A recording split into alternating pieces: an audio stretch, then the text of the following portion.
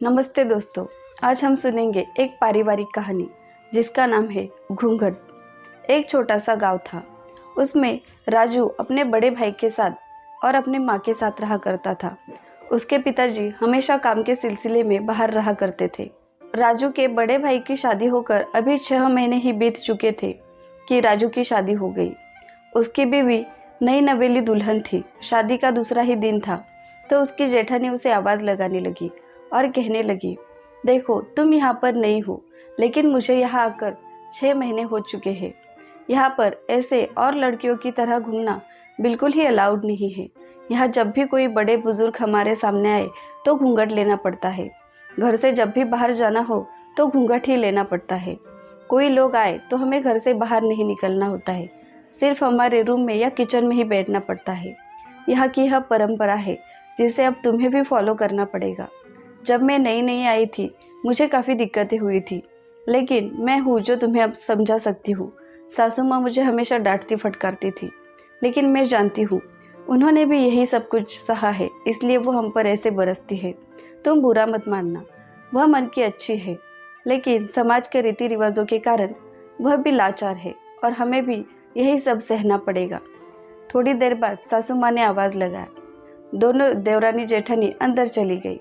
उन्होंने कहा, जब जब बाहर जाना हो घूंघट लेकर जाना, क्योंकि आस पड़ोस के लोगों की नज़र तुम पर ही है, क्योंकि तुम अभी नई नवेली हो। वो लोग देखेंगी आखिर नवी नवेली दुल्हन कैसे रहती है, घर में कैसे यहाँ वहाँ घूमती है, कोई आता है तो कैसे पेश आते हैं। अगर कोई बड़ा बुजुर्ग हो तो उनके सामने बैठा मत करना, सिर्फ खड़े ही रहना, और कोई अपनों से बड़ा हो तो उसके पैर छू कर नमस्कार किया करना। छोटी बहू को यह काफ़ी बुरा लगा, क्योंकि घूंघट में रहना मतलब यह तो एक शिक्षा ही हो गई ना। ऐसे कोई होता है क्या? इतना लंबा घूंघट न सामने का दिखता है, न कोई आए जाए तो उसे टकरा कर भी चले जाओ तो कुछ समझ में नहीं आता। ऐसे ही कुछ दिन बीत गए। उसे आदत लगने में देर लग रही थी, लेकिन क्या करती। उसने लव मैरिज जो की थी, अब सारे रीति रिवाजों को उसे मानना ही पड़ता था। एक दिन उसने अपने पति से कहा, हम कहीं बाहर चलते हैं। काफ़ी दिनों से हम बाहर नहीं गए, लेकिन राजू को पता था माँ हमें ऐसे बाहर जाने नहीं देगी। उसने कहा, हम कुछ खरीदारी के बहाने से जा सकते हैं।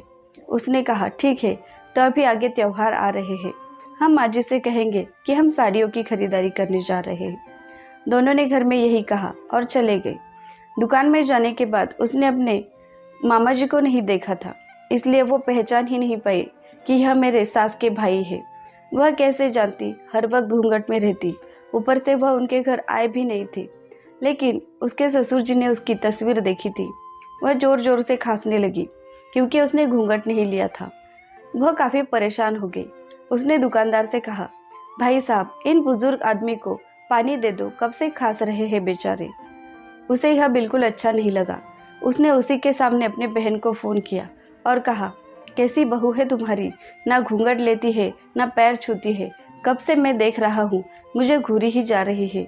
उसे तो समझ में ही नहीं आ रहा था। उसने सोचा, आखिर कौन है ये आदमी और ऐसे बातें क्यों कर रहा है। तभी राजू वहाँ आ जाता है। मामा जी को देखकर वह चौंक जाता है और अपने बीवी को घूंघट लेने के लिए कहता है। वह बेचारी कैसे समझती वह कौन है, क्योंकि उसने उसे देखा भी नहीं था। उसने घूंघट लिया और मामा जी के पैर छुए, लेकिन मामा जी काफ़ी गुस्से में थे। वह तनतनाते हुए वहाँ से चले गए। थोड़ी देर बाद दोनों घर लौट आए। तब सासू माँ ने पूरा घर सर पर उठा लिया था। बड़े बुजुर्गों का रियाज करना भी कोई बात होती है या नहीं। आ गई खानदान की इज्जत मिट्टी में मिला के। क्या ज़रूरत थी घूंघट उठाने की? अगर घूंघट में रहती तो मर नहीं जाती। उसने कहा, सासू माँ माफ़ करना, मैंने ना तो उन्हें देखा था ना पहचानती थी। कैसे उनके पैर छूती और कैसे घूंघट लेती, और दुकान में अगर घूंघट लेती तो साड़ियाँ कैसे देखती। इस पर उसके जेठानी ने कहा, जाने भी दीजिए माँ जी, अब जो हो गया वो सुधारा नहीं जा सकता, और डांटने से क्या होगा, आप ही का बीपी बढ़ जाएगा, इसलिए आप चुप कीजिए। इतने में ही उसके ससुर जी आ गए। उन्हें भी यह परंपरा बिल्कुल ही पसंद नहीं थी। उन्होंने कहा, जो कुछ भी हुआ इसमें बहू की कोई भी गलती नहीं है। जो कुछ भी है उसमें तुम्हारी गलती है। तुम्हारे रिश्तेदार यहाँ आते तो नहीं, लेकिन रीति रिवाजों को संभालने के लिए काफ़ी ही हेका लगाए रखते हैं। अगर ऐसा ही है तो शादी में क्यों नहीं आए? बहू ने अगर उन्हें देखा ही नहीं तो उनका मान सम्मान कैसे करेगी? आते जाते राही का पैर छूते रहेगी तो लोग उसे पागल कहेंगे। खबरदार, आगे से मेरी बहुओं को तुमने कुछ भी कहा तो जो तुम्हारे साथ हुआ वही अगर तुम मेरी बहुओं के साथ करना चाहती हो तो मुझे ऐसी रिवाजों से घिन आती है। नहीं करनी है ऐसे रिवाजों को, मुझे आगे चलकर बढ़ोतरी नहीं देनी है। ऐसा ही रहा तो कुछ दिनों में यह बहुएं हमारे साथ रहेगी भी नहीं। और रहे तुम्हारे इन संस्कारों की बात, तो आजकल कोई भी घूंघट नहीं लेता है।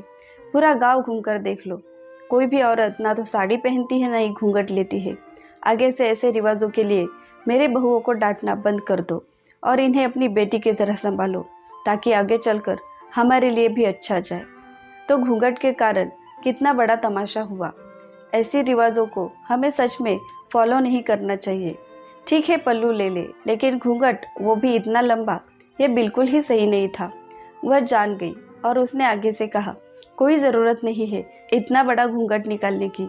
आगे से तुम्हारी जैसी मर्जी वैसे तुम रहा करना। मुझे माफ़ करना, आगे से मुझसे ऐसी गलती नहीं होगी। इस घूंघट के कारण घर में कितने क्लेश होने लगे हैं। ऐसे रीति रिवाजों से अगर घर में झगड़े हो तो ऐसे रीति रिवाजों का क्या फ़ायदा जिससे लोग टूटने लगे। हमें लोगों को जोड़ना है, तोड़ना नहीं।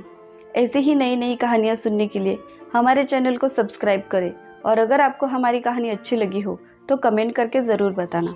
धन्यवाद।